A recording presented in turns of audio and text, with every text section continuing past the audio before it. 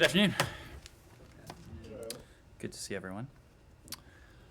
A couple things at the top. President Putin chose to launch this brutal, unprovoked war against Ukraine. Just as he is engaged in aggression beyond his borders, he is acting even more repressively at home. Despite Putin's crackdown on free media and his government's continued peddling of blatant lies, we have seen many Russians bravely stand up against Putin's war, including on state-run TV. Now, nearly 15,000 Russians have been detained by Russian authorities for doing just that, for exercising the rights that are as universal to them as to citizens around the world. We support the voices of the people of Russia who are calling for an end to this war, who refuse to let their principled views be silenced, who refuse to let a new Iron Curtain descend again around Russia. Russian journalists are being prosecuted for doing the vital work that you all do here, which is to report, to interview, and to share the truth about what is happening. The people of Russia have a right to know about the thousands and thousands of casualties that the Russian Federation's forces are taking right now in Ukraine, as well as the civilian casualties and the widespread destruction of civilian infrastructure Putin is inflicting on the people of Ukraine. There are thousands of Russian mothers who will never see their sons again, yet the media in Russia is not allowed to share that information with the people of Russia, obscuring the real costs of this war. Those who dare to speak up are branded as liars, they're branded as traitors, and they are subject to prosecution. We stand with Russian citizens of conscience as they seek to exercise their rights to freedom of expression and peaceful assembly. We will hold responsible those who engage in human rights abuses. We will ensure that credible allegations of war crimes are investigated and those involved are held responsible. To that end, as you saw earlier today, the Secretary announced a series of actions in response to President Putin's premeditated, unjustified, and unprovoked war against Ukraine and its people, as well as the Lukashenko regime's efforts to enable Russia's further invasion. This war does not reflect the will of the peoples of Russia and Belarus. Indeed, their respective governments' aggressive behavior abroad is coupled with systemic and increasing repression within their own borders. We are witnessing an autocratic attack on democracy. U.S. actions today include sanctions and visa restrictions on Russian and Belarusian officials and private individuals involved in human rights abuses, corruption, and repression. The United States and our partners and allies, we are committed to imposing massive, severe costs on those involved in the invasion of Ukraine.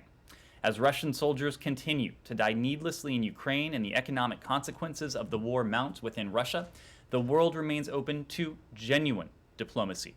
We will, together with our Ukrainian partners and our allies and partners around the world, continue to pursue every avenue to de-escalate the conflict, end the bloodshed, and save lives. Next, today we acknowledge the anniversary of the Syrian uprising. On this day, 11 years ago, the Syrian people took to the streets in the name of freedom, reform, and human rights. Bashar al-Assad responded to this peaceful call with brutality, sparking a war against his own people that has killed hundreds of thousands, displaced more than 13 million, brought food insecurity to some 12 million, and left 14.6 million people in need of humanitarian assistance. As we stand with the Syrian people, we continue our efforts to explore to secure a nationwide ceasefire, expand access to humanitarian aid, achieve justice and accountability for the Syrian people, and reach a political resolution as outlined by UN Security Council Resolution 2254. We will not normalize relations with Assad until and unless there is irreversible progress towards that political solution. The Syrian people deserve nothing less after more than a decade of war. Before I turn to your questions, I just want to add one final element.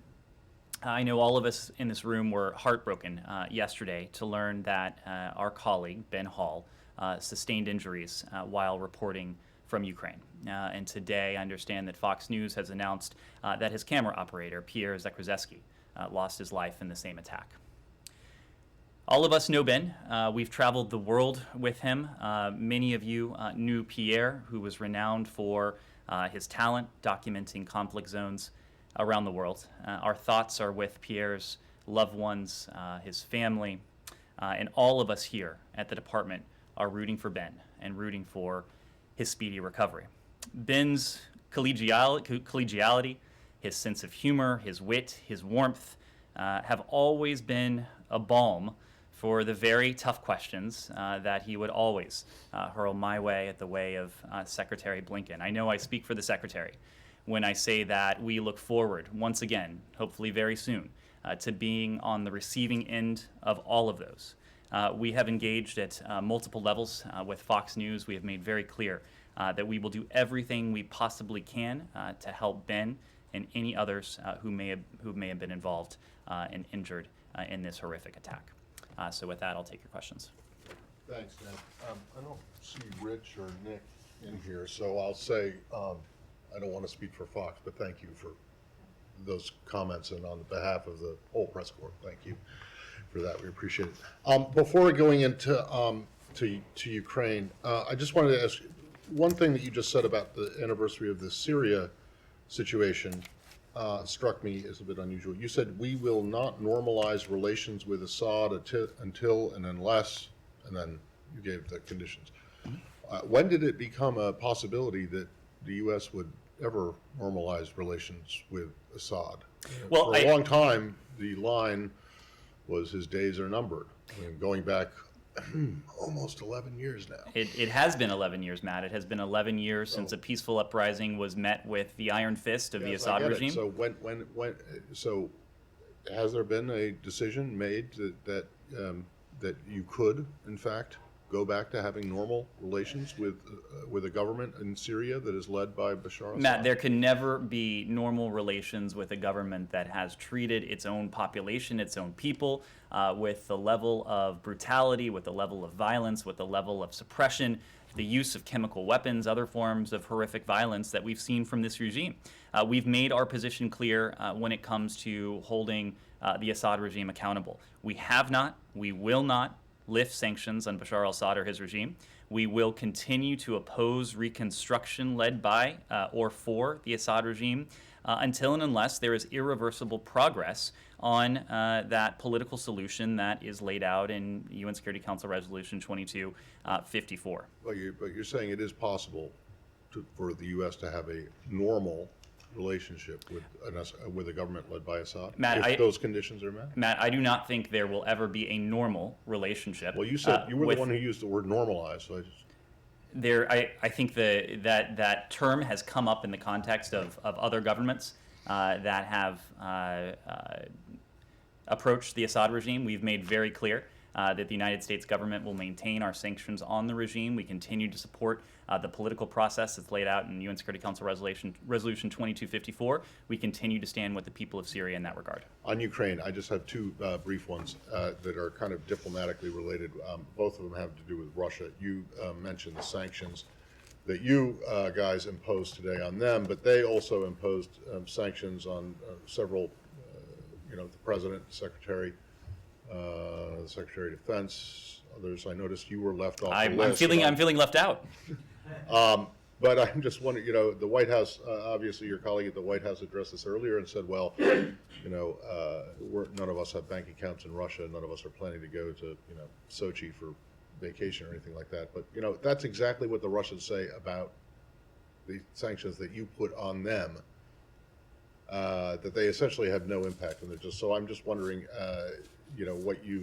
what you have to say about the sanctions that they imposed. And then the second one, which I'm sure your response will be extremely brief, is that do you have any comment about Russia formally withdrawing from the Council of Europe?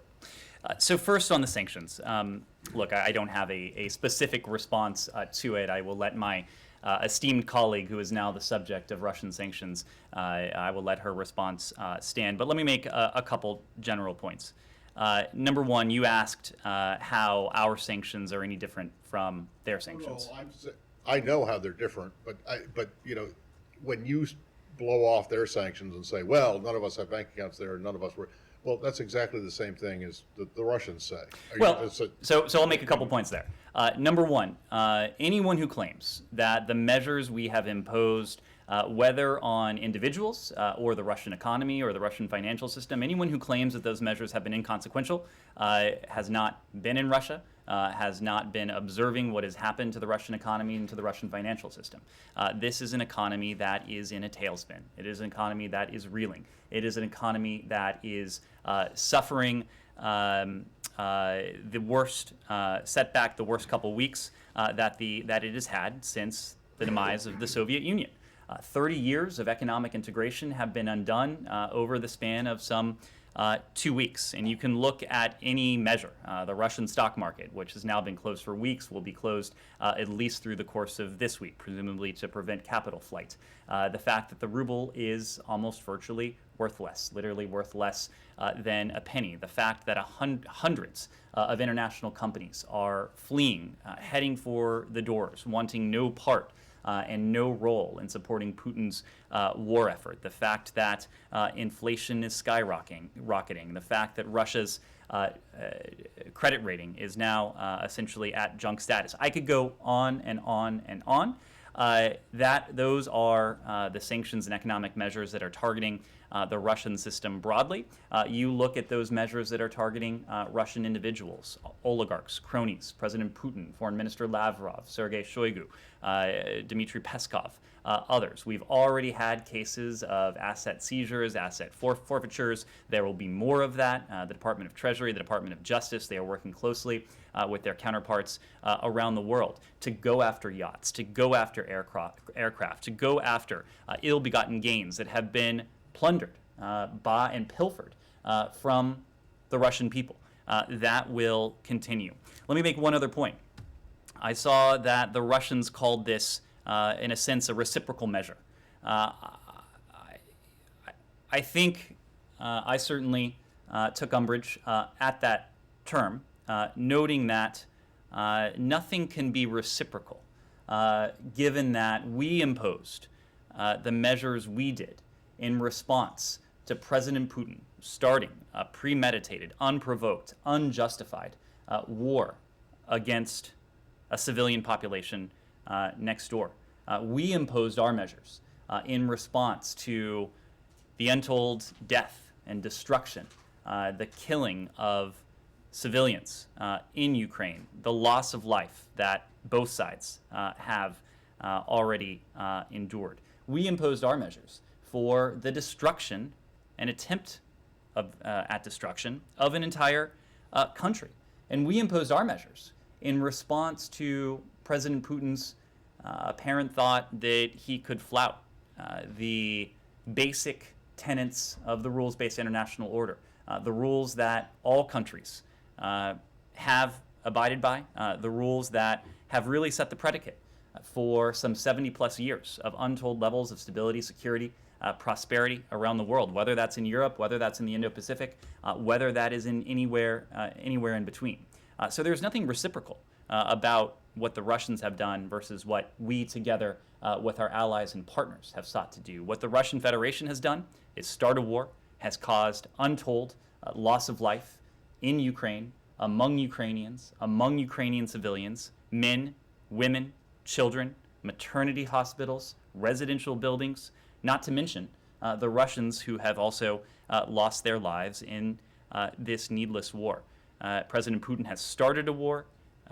We are doing everything we can with our measures, with our other steps, to end a war. Council of Europe. Oh, Council of Europe. Did that register with you, or do you think it doesn't matter? I mean, I know you're not part of the Council of Europe. Well, we are aware that Russia has informed the Council of Europe that it intends to withdraw. Of course, we would refer you to the Council for next steps. We did previously welcome the Council of Europe's suspension of the Russian Federation for its aggression in Ukraine.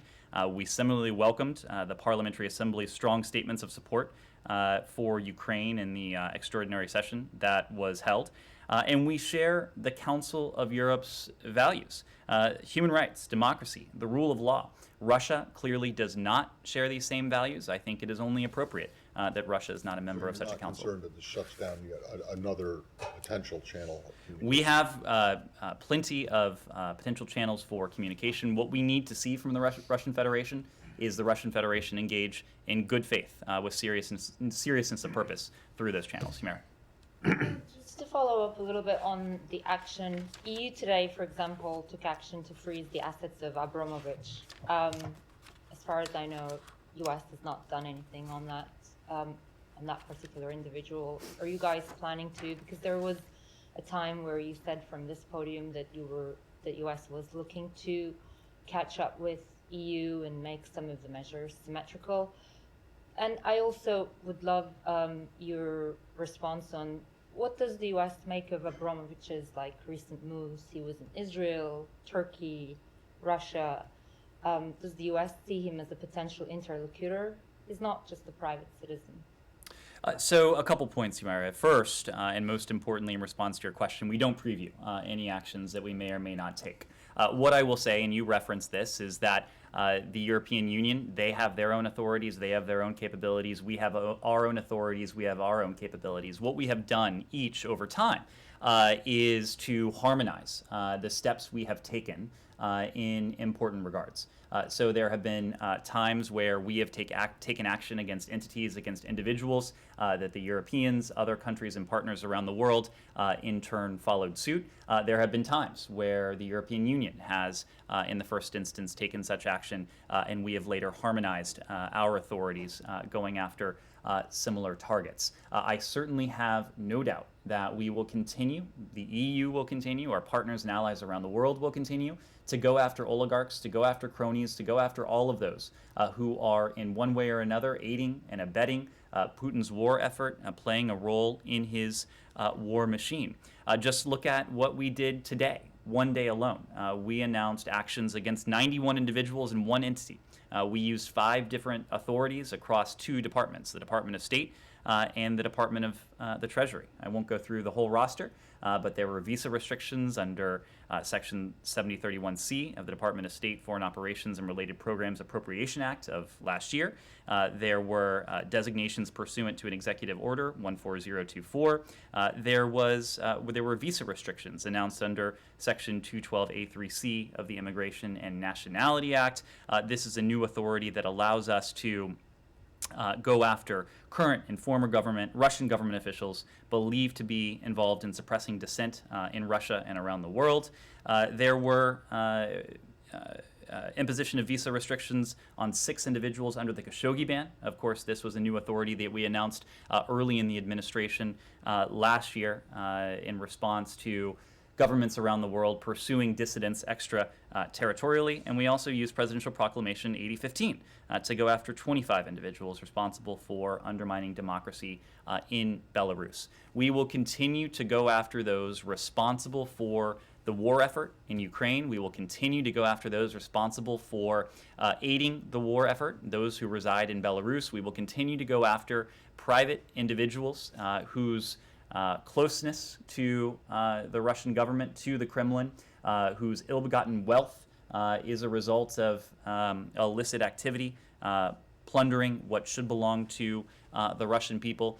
We will continue to do that, but what we won't do is preview those actions. Sure. How about the second part? Do you see that some of these people can actually be interlocutors as well? And with this particular individual, because you have a task force, are you also keeping an eye on their movement? So I'm not going to speak to any particular individual. What I will reiterate is what I told Matt.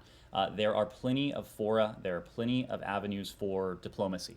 We know that our French partners, our German partners, our Israeli partners, our Turkish partners, our Ukrainian partners, of course, have engaged in diplomacy, direct diplomacy with the Russian Federation. What we're not looking for, what we're not bereft of, are avenues. What we're not missing are not fora. What we're looking for is a genuine display of good faith on the part of the Russian Federation. We need them to show up at any one of these venues to make clear that they are genuinely interested in de-escalation, in putting an end to this conflict, in putting an end to this war, and putting an end to this senseless and needless loss of life. And you have received no such indication up until this moment? I think we will through any channel. We will judge that based upon what we see in Ukraine.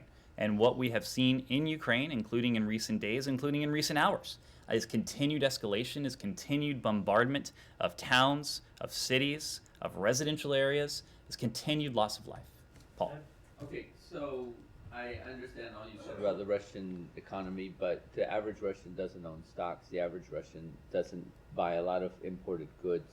The Russian ruble has lost, if I'm right, 35–40% of its value, which is not as bad as some of the economic crises we've seen in a long time. And you haven't gotten any progress on deconfliction, de-escalation. So what about taking more steps? What about expanding SWIFT things? We continue to send money to Russia for energy purchases.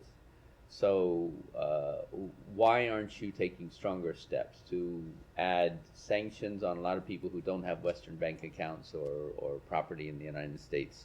Doesn't seem to add much pressure. So in terms of energy purchases, the president did sign an executive order last week putting an end to our purchase of Russian oil, our purchase of Russian energy. I mean West, the West in general. Well, the point is, Paul, that we have already applied a set of measures that have been unprecedented in terms of their scale, in terms of their scope, and in terms of their impacts. And I won't go through the various metrics of impact again, but they're clear for everyone to see. The other point is that as long as President Putin continues to escalate, we, working with our allies and partners, will continue to escalate. You mentioned SWIFT measures. you mentioned some measures that may be on the table. Going back to what I offered to Humaira, of course, we're not in a position to preview specifically what we are prepared to do, but what I can tell you that we are prepared to do is continue to escalate the costs. And I should say that the economic sanctions, the other financial measures and economic measures that we have placed on the Russian Federation, that is one important measure to mount pressure on the Kremlin, on President Putin, on those around him. It is clearly putting the squeeze on their economy, on their financial system. At the same time, we will continue simultaneously to provide our Ukrainian partners with massive amounts of security assistance. In recent weeks alone, we've spoken of some $550 million worth of security assistance. Those deliveries are continuing just about every day. Anti-armor, anti-tank, anti-aircraft, small arms, munitions, precisely what our colleagues at the Department of Defense have determined that our Ukrainian partners most need to defend their country against this invasion. And we are very fortunate that given the passage of the spending legislation out of Congress, we now have $13.6 billion for the people of Ukraine in different realms. And a good chunk of that money, about half of it, will be made available in the form of additional security assistance. So we have provided more than $1.2 billion in security assistance to our Ukrainian partners over the course of the past year. We're going to be in a position to do much, much more, given the spending allocation that we recently have had from Congress. That is another avenue that is putting pressure on President Putin. And we have seen that pressure and the effectiveness of that security assistance, the effectiveness of the Ukrainian resistance, in that we are now on day 20 of this Russian invasion, of this Russian war. President Putin's certainly cannot be comfortable with what he has seen from his forces on the battlefield. I will leave it to others to offer the military analysis. But again, President Putin gravely miscalculated if he thought that he could dispatch 100,000 forces into a sovereign country and not face and find the stiff resistance that he's found, with thousands of Russian service members losing their lives, with his forces stalled in key areas. President Putin has gravely miscalculated if he thought he could do all of this without facing opposition at home. And we've seen very prominent displays of that opposition, including in recent hours, in ways that would have been unexpected even a few weeks ago.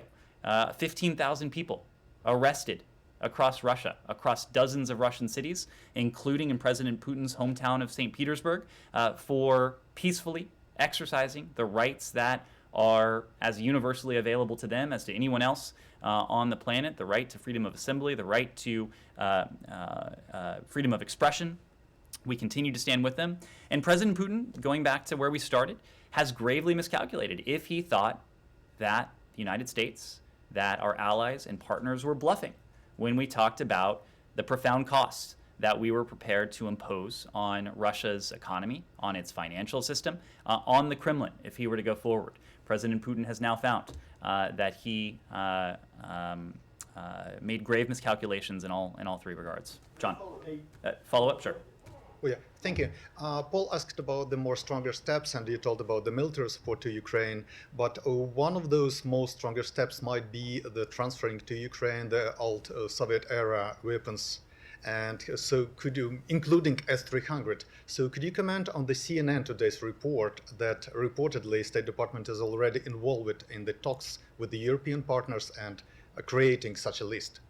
So we are in constant discussion with our Ukrainian partners in the first instance about their needs, their security needs. I can say that Secretary Blinken spoke to Foreign Minister Kuleba again today.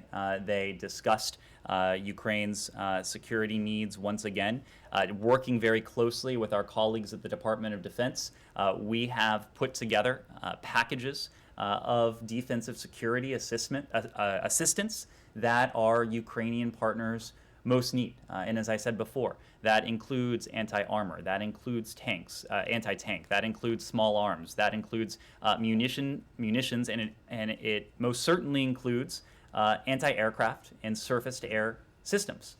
So we are not detailing every element of those security packages that we are providing, but we are continuing to provide security assistance in all of those realms. We know that Russian missiles, Russian rockets, Russian artillery have wrought destruction across large parts of Ukraine, and we are prepared to, and we have provided our Ukrainian partners with the sort of surface-to-air systems, anti-aircraft systems that would help protect themselves against this onslaught, against these attacks. We are always looking at what's in our inventories, and also our allies around the world are looking at what's in their inventories. And Secretary Blinken has on several occasions now authorized our NATO allies to provide U.S. origin equipment to our Ukrainian partners. Our inclination has always been to be responsive to precisely what our Ukrainian partners need. We've been able to do that with the funding we've been granted from Congress, and now that we have $13.6 billion of additional funding to work with, about half of which will go in the direction of security assistance, we'll be able to do quite a bit more. Can I just make sure one thing? You said tanks, and then you said anti-tank. Anti-tank, You don't do anti-tank, tanks anti-tank, and- anti-tank, anti-armor. John. And just because things are always moving in the air, since the start of Russia's invasion, has the United States yet engaged directly with Russia about off-ramps or ways to reduce violence? Directly, have you engaged directly with Russia about this? John, a number of our partners are engaged directly with the Russian Federation at high levels. I think what is clear is that none of these engagements have yet resulted in the diminution of violence, in an end to the war, in a reduction of the loss of life that we've seen across Ukraine. If we determine that high-level U.S. engagement would be advantageous to help move forward with that overriding goal of putting an end to this violence, putting an end to this senseless war, we would absolutely be prepared to do so. What we have found, however, what our partners and allies have found, however, and what our Ukrainian partners, most importantly, have found, however, is that we have yet to find a Russian interlocutor that is either able or willing to negotiate in good faith, and certainly not in the context of de-escalation, given that Russian forces have continued to escalate, have continued to wreak violence across Ukraine. So we'll continue to look for diplomatic openings. In the meantime, we will continue to support our Ukrainian partners, as well as the diplomatic efforts that our allies around the world are taking part in. And then can you just comment on the statements from Moscow about receiving written assurances related to the Iran deal? So we've discussed this yesterday a bit. What I will say is that we have made significant progress over recent days when it comes to the possibility of mutual return to compliance with the Joint Comprehensive Plan of Action. We continue to engage with Russia on a return to full implementation of the JCPOA. I think what you heard from Foreign Minister Lavrov, I will let him speak for himself, I will let the Russians speak for themselves, but it may well be a reflection of the fact that we, of course, would not sanction Russian participation in nuclear projects that are part of resuming full implementation of the JCPOA. We can't, and we won't, and we have not provided assurances beyond that to Russia. We will let Foreign Minister Lavrov speak for his country, but perhaps it is now clear to Moscow, perhaps a couple things are now clear.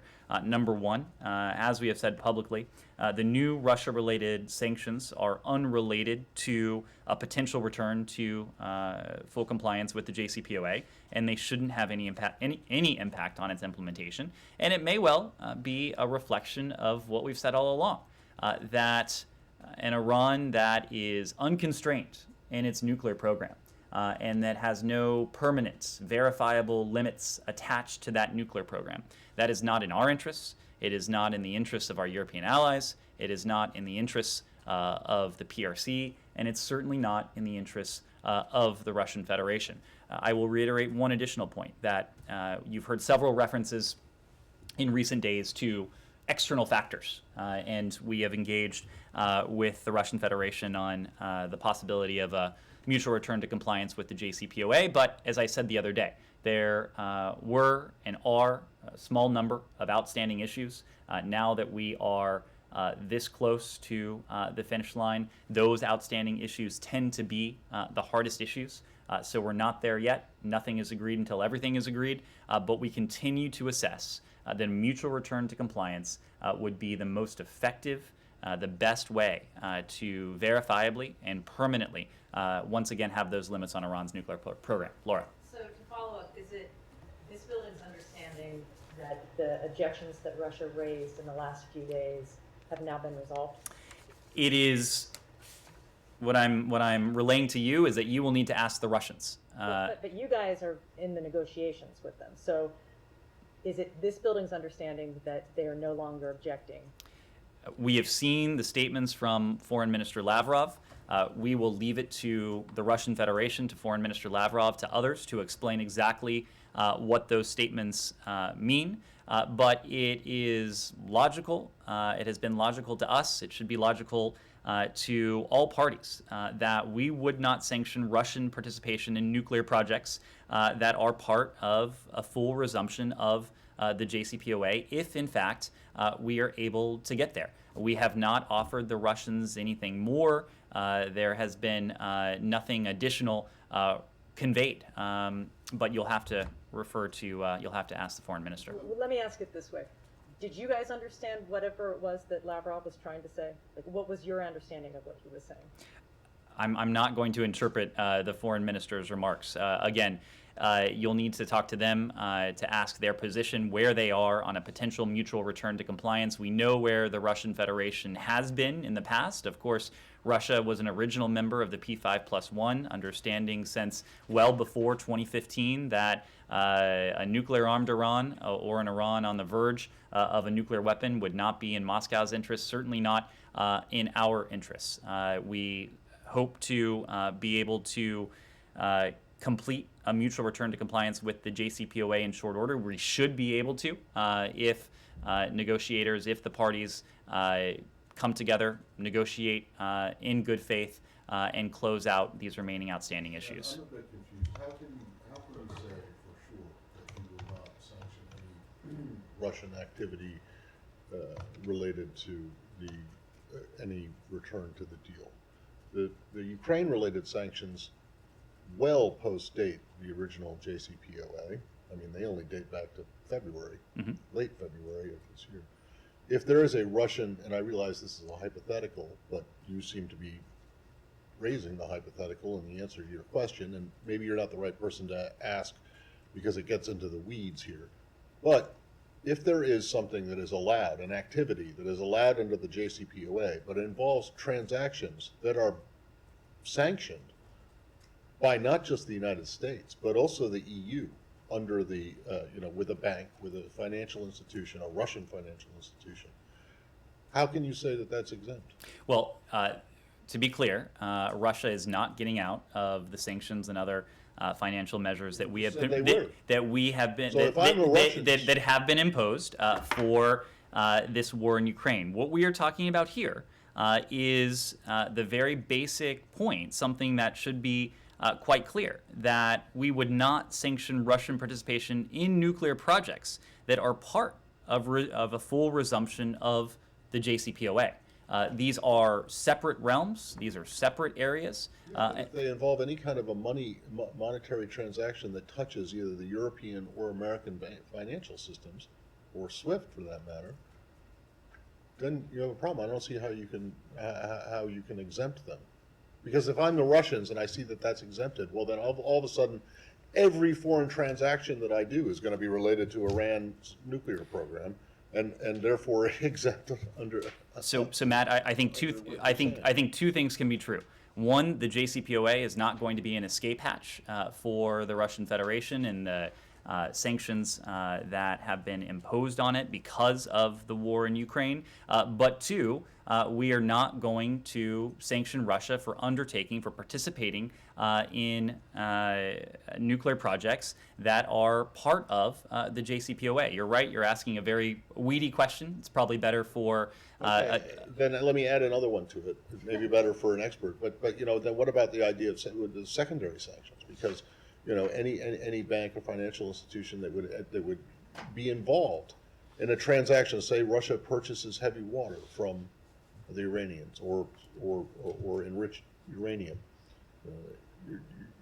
This seems to open the Pandora's box that you keep talking about and other things. It just seems that the Russians would be able to disguise any number of non-Iranian nuclear deal transactions through that same channel of exemptions that you're offering them. Well, so what you're raising is a hypothetical wrapped in another hypothetical. The hypothetical that... Sorry, but you're talking about a deal that doesn't exist yet. Well, which is a hypothetical. that's my So, point. I'm No, sorry. that's... Well, my hypotheticals that's are related, based on your initial hypothetical.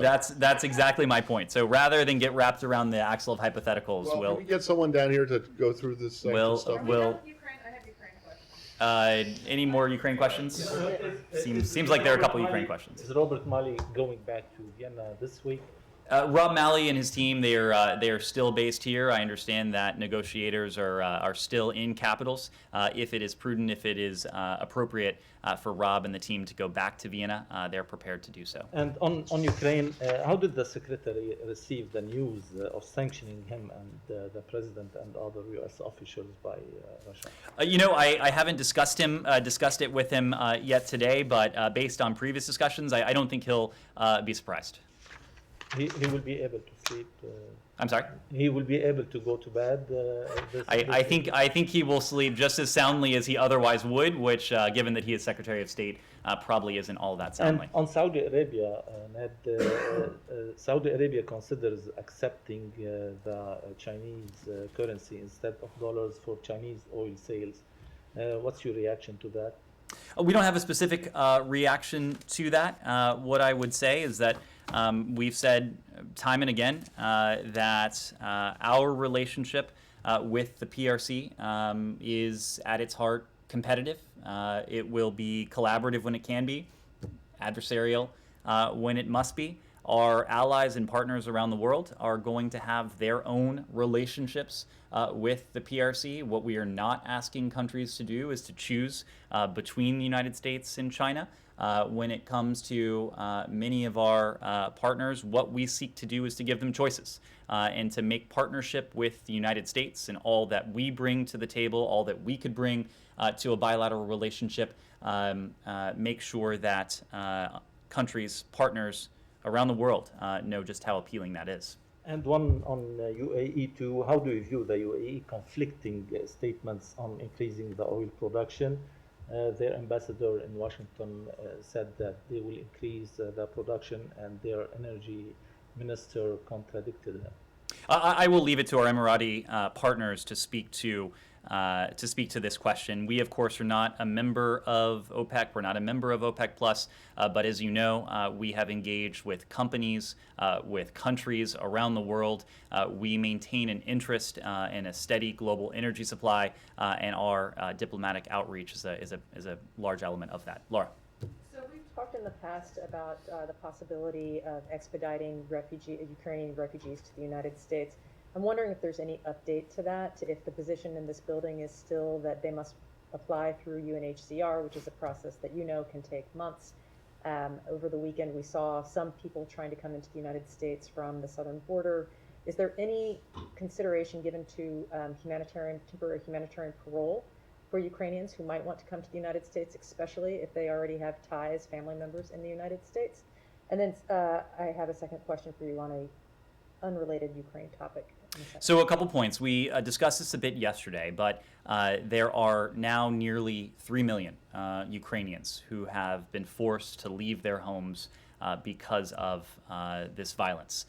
We are deeply, deeply grateful to Ukraine's neighbors, to countries throughout Europe who have so generously opened their arms to welcome these Ukrainian refugees. We recognize the fact that many Ukrainians have family, have loved ones who are in Europe. We expect most Ukrainian refugees will seek to remain in Europe until and unless they can return to their homes. And of course, that is our ultimate objective, to see to it that Ukrainians who have been displaced by this violence, whether they're one of the 2 million internally displaced persons inside of Ukraine, or nearly one of the 3 million, one of nearly 3 million Ukrainian refugees who have been forced to flee their country. Our goal, of course, is to see to it that they can return to their homes once this violence ends. We are working with UNHCR, with resettlement partners, overseas posts, to determine whether Ukrainians who have departed Ukraine require resettlement to a third country because they can't be protected in their current location. We, as we always do, assess protection needs, and that includes cases of particular vulnerability as a central tenet of our refugee admissions to address the urgent need for resettlement across all regions. We don't discriminate on the basis of any country of origin. As we discussed yesterday, our refugee ceiling has various regional categories attached to it. There's a category for those who would emanate from Ukraine. Any admissions of Ukrainian nationals through the U.S. Refugee Admissions Program would be in accordance with that presidential determination on refugee admissions. What I can say right now is that we have been, we will continue to be a country that welcomes refugees from around the world. We know that as a nation of immigrants, as a nation that has always opened its arms to refugees, we are made stronger, that it is very much in our American DNA to continue doing just that. If there is a need to resettle Ukrainian refugees in the United States, we will look to do so. I am fully confident we will do so. If there are additional authorities or avenues that need to be investigated, I have full confidence we'll do that too. But is the administration considering an expedited process for any people at this point? Do you know? So again, I wouldn't want to get ahead of anything, but we do have processes that are in place, including through the U.S. refugee admissions process, where we have the ability to bring in Ukrainian refugees should the need arise. Okay, and I also wanted to ask about the case of Brittany Griner. It's been almost a month since she's been detained in Russia. What is the State Department's understanding of how her conditions are in Russia right now as she's being held, and what is the State Department doing to try to get her released? There's not much I can say given the privacy considerations that are implicated in this case. This is a case that we have been working on since the time of her detention. Every time an American is detained overseas, our consular officers, including our consular officers in Moscow, are providing every form of support that we can. In this case, I'm just not able to go into the details, but we are doing everything we can to support Brittany Griner, to support her family, and to work with them, do everything we can to see that she is treated appropriately and to seek her release. But it's correct that you have not had consular access to her. I could not speak to that at this point, given privacy considerations. Well, hold on a second. Yeah, this is a 30-year, almost 30-year battle that I have had. How is she exactly supposed to sign a Privacy Act waiver if you guys can't get to her? To ask her to see if she wants to sign one. So Matt, I get that. Matt, So with I that- understand you can't give details. Well, Matt, but there's surely you a can say- factual answer to your question if you'll listen for a moment. Lawyers do oftentimes, including in the case of Russia, Russian lawyers do have access to clients without speaking to any particular case, including this case. Russian lawyers have access to clients in Russia, and as appropriate, they can pass Privacy Act waivers. Yes. You're now acknowledging her detention, so I mean, Yes. clearly, I mean, there is a way you could go. I mean, a couple of weeks ago, or actually last week, you weren't even able to acknowledge her detention. And what I can say is that I expect we'll be able to say more in the coming days. Do you have any sense, can you give us any sense of her condition? Is she being treated well? Again, I'm just not in a position to offer updates right now. Yes, Connor. Follow up on John's first question about the talks between Russia and Ukraine today. Have U.S. officials been briefed on how those talks went? And in particular, Ukrainian officials expressed some optimism afterwards. Do you share that optimism? Everything you said earlier would indicate that you don't. Well, our Ukrainian partners are the ones who are taking part in these conversations. The conversations over the past couple days have been virtual, but as I mentioned a moment ago, Secretary Blinken did have an opportunity earlier today to speak to Foreign Minister Kuleba. Virtually every time he's spoken to Foreign Minister Kuleba, the Foreign Minister has passed on updates regarding the diplomatic efforts. Rather than characterize whether we're optimistic or pessimistic, again, what we are going to be looking for are developments on the ground. And the developments we want to see are clear. We want to see de-escalation. We want to see a diminution of the violence. We ultimately want to see a withdrawal of Russian forces from inside Ukraine. We have not seen any of those things just yet. President Zelensky today said that Ukrainians should be prepared that the country would not be allowed into NATO. Have you advised his administration at all in these talks whether or not that should be something that they commit to not joining the alliance? Nope. To be very clear, we have consistently underscored, not only to our Ukrainian partners, but to countries around the world, that these are sovereign decisions that our Ukrainian partners will need to make for themselves. What we are here to do is to stand by our Ukrainian partners, to support our Ukrainian partners in any decisions that they would choose to make. Can I Yes. ask just another couple? Yeah. We talk so much about sovereign decisions of other countries. What about the sovereignty of the United States in the sense of we obviously have a strong interest in reducing conflict, ending wars, and obviously the longer that this conflict continues, the greater the risk of escalation and other things like that.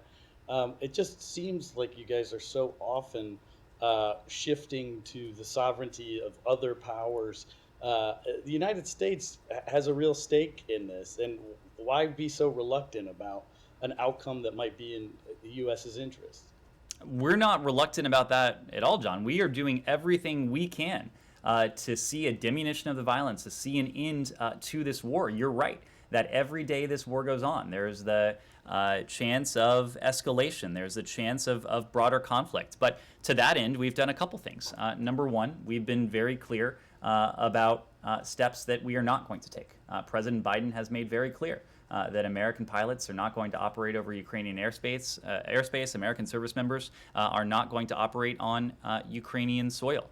But number two, we have supported our Ukrainian partners in their efforts to achieve a diplomatic resolution to this conflict.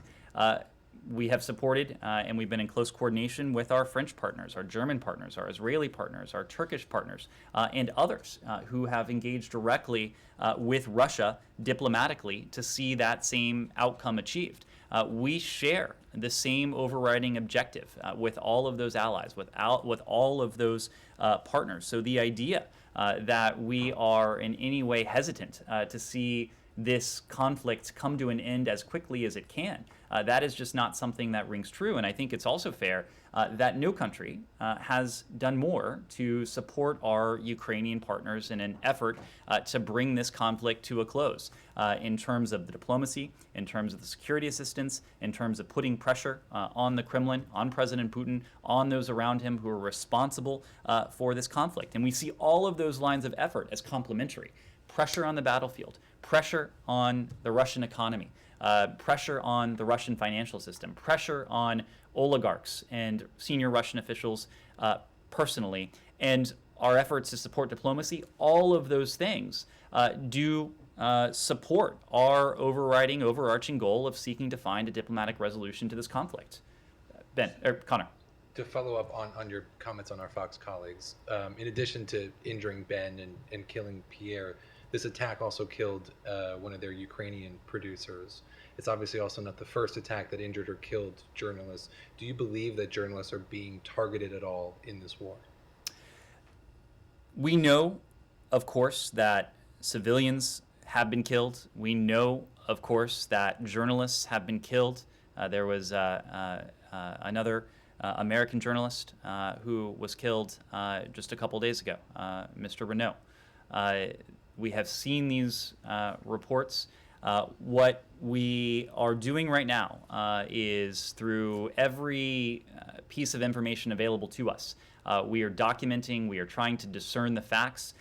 If we determine that there is any intentionality here, intentionality in terms of the intentional targeting of civilians or the intentional targeting of journalists or any other group that should be completely off limits under international humanitarian law, under the Geneva Conventions, under the law of armed conflict, that is something that we would take very seriously, and there would be a very serious response. Just to follow up on that, so do you guys have like a formal review or an investigation where you're collecting everything, and is there like a U.S. government review, whether you're looking into like war crimes? There are a number of review mechanisms.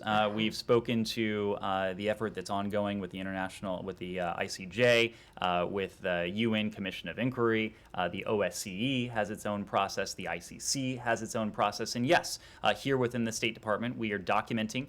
We are compiling all of the information, all of the sources of information that we can to document and to form our own conclusion. Right, but I mean, are you going to send them off to these different institutions, or are you going to come up with your own determination? Both. What will be the time frame for that? We are supporting independent investigations. We're doing our own analysis into what has taken place. I wouldn't want to put a time frame on it, but of course we are, as with all things in this conflict, treating it as a matter of urgency. Right, based on what you've seen so far, is the administration prepared to say that Russia is committing war crimes? If we determine that Russia has committed war crimes, we are absolutely determined to make that public. Yes. I have one on Vienna, unless Ukraine. I have one on Ukraine, if that's okay. Yeah, go. Okay.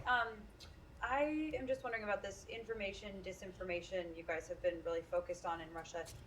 Can or should the U.S. government be providing sources of more accurate information to Russians at this time?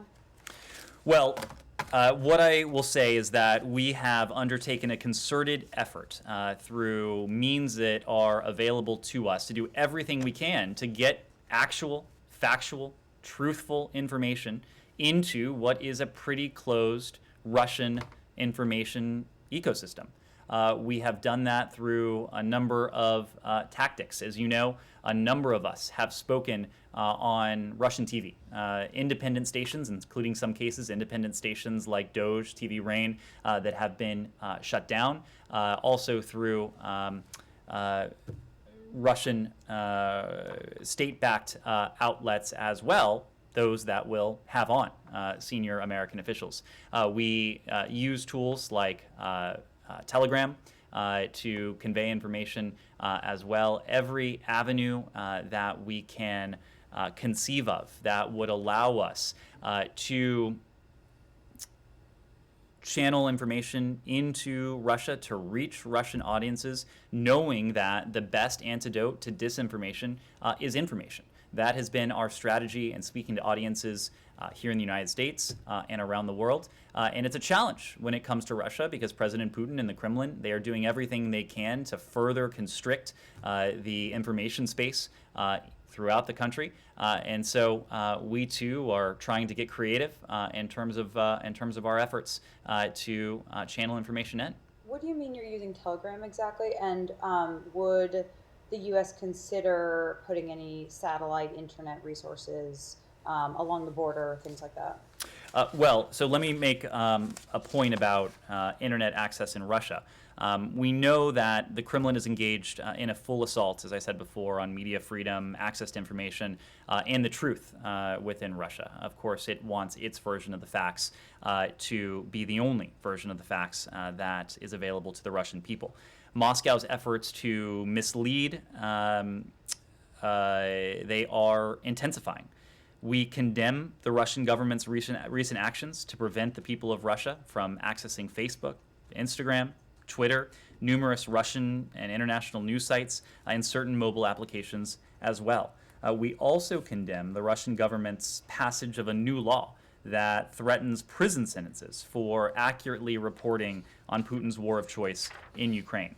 The people of Russia, we've made this point repeatedly, did not choose this war. President Putin did. Those around him did. They have a right, the people of Russia have a right to know about the death, the suffering, the destruction that is being inflicted by their government in their name on the people of Ukraine. The people of Russia also have a right to know about the human costs of this senseless war, including the costs to Russian service members, to their sons, to their brothers, to their husbands. So for that reason, we support access to the internet by all people, including the people of Russia, even as we stand in solidarity with the people of Ukraine. We believe that more information is going to be the answer. Putin believes that less information is what's in his interests. So of course, we want to do all we can to support that information flow into Russia, to see to it that the Russian people have avenues of communication, have a free and open internet available to them. And we call on President Putin and his government to honor Russia's international obligations and commitments, to withdraw Russia's troops from Ukraine's territory, and to respect the human rights and fundamental freedoms of Russia's citizens. And one of those fundamental freedoms is freedom of access to information. Okay, maybe we can follow up on some more specifics later, but just one more quick question on the chemical weapons possibility. We haven't talked about that in a few days, I guess. Has the Biden administration determined what their response is going to be if Russia uses chemical weapons? Not that you have to detail it here, but do you guys have a response ready to go if Russia does use those weapons in Ukraine? Kylie, the only thing I will say about that is to reiterate what the president said the other day. If Russia engages in the use of banned agents, including chemical weapons, there will be a severe response from the United States and the international community. Yes? Just one more on the Vienna talks. As we were walking in, the Iranian foreign minister said that it was on the U.S. to provide the necessary response for a successful outcome. I mean, from that statement, it seems like they're waiting on the U.S. to say something either through the EU or anybody else to try to get back to Vienna. What I would say is that over the course of the past few weeks, we have made significant progress. We are close. There are external factors involved in this now. There are a small number of outstanding issues. The United States, although not a direct party to the talks, we have worked in good faith. We have sought at every juncture to achieve a mutual return to compliance with the JCPOA, knowing that in our assessment, it continues to be the most effective means by which to reimpose permanent, verifiable limits on Iran's nuclear program. There are a small number of outstanding issues. We do think that we would be in a position to close those gaps, to close that remaining distance, if there are decisions made in capitals, including in Tehran, including in Moscow. One thing that, this morning, the top U.S. military general for the Middle East and the CENTCOM chief, quote, said, quote, that Iran likely has decreasing tolerance for continued U.S. presence in Syria.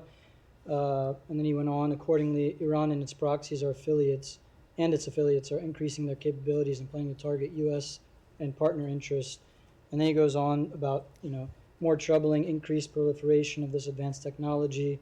It continues about all these threats and things that are concerning. So how do you justify striking a deal that doesn't address any of these that impact U.S. national security? Well, what I would say is that we've been very clear that Iran poses a challenge, poses a threat to the United States, to our allies and partners across different realms. The most significant threat we would face would be a nuclear-armed Iran. There would be no greater challenge to the United States, to our allies, to our partners around the world. That is not to say that Iran's nuclear program is the only challenge we face. Iran supports regional proxies, it supports terrorist groups, it has cyber, it has engaged in malicious cyber activity, it has an active ballistic missile program. But what we know is that if Iran were in the possession of a nuclear weapon, or if it were on the verge of a possession of a nuclear weapon, it could act with far greater impunity. The first thing we want to do is to put Iran's nuclear program back in a box, to take that challenge off the table, so that, working with allies and partners, we can confront, we can take on the challenge that Iran poses in these other realms much more effectively. We actually see these goals as quite complementary. Knowing that a nuclear-armed Iran is an Iran that would have far greater impunity. And I'll make one other point. Our goal is to put the Iranian nuclear program back in a box. It was in a box until 2018. Prior to 2018, when the JCPOA was in full force, in full effect, we did not see the same kinds of provocations that we have seen even in recent days. So our goal is to put that challenge, take that challenge off the table, and to work with our allies and partners to address the fuller range of threats that we face from Tehran. The last one, sorry, it's Sure. quick. Do you fear Russia could be trying to derail these talks in order to prevent, Iranian oil from coming back on the international market? If presumably that's what they're going to get under the deal. Well, again, whether or not there is a JCPOA, our posture towards an Iranian oil ban would not change. We would not replace Russian oil with Iranian oil. That would not be on the table. Beyond that, you'll have to speak to Moscow.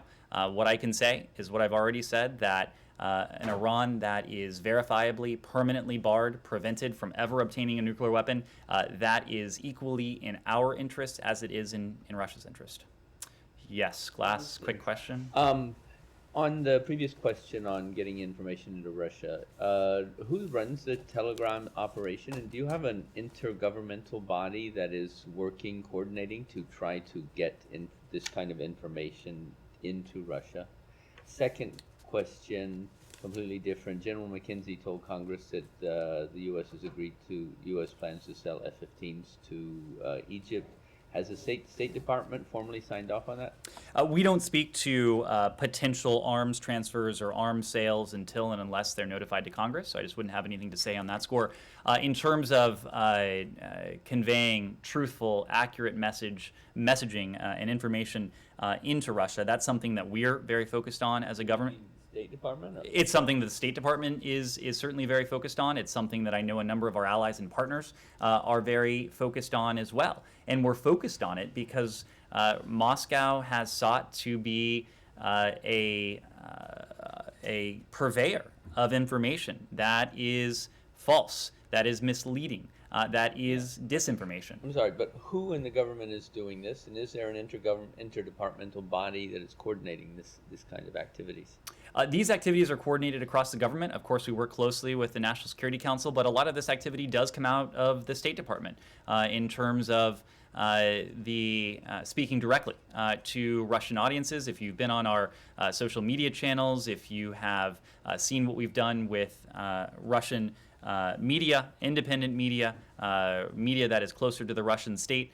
Much of that is emanating from the State Department. Of course, our embassy in Moscow is very engaged in this as well, but I'll also make the point that our allies and partners around the world have been doing the same, because the disinformation that we have seen emanate from Moscow targets not only the United States and mischaracterizes not only what we have done, but also what our allies and partners around the world are doing. So it is a shared objective of the United States, of our allies and partners, to fight this disinformation, this misinformation with information, with facts, with truth, for people here in this country, for people around the world, including people in Russia. Thank you all very much. I do not have any travel updates at this time.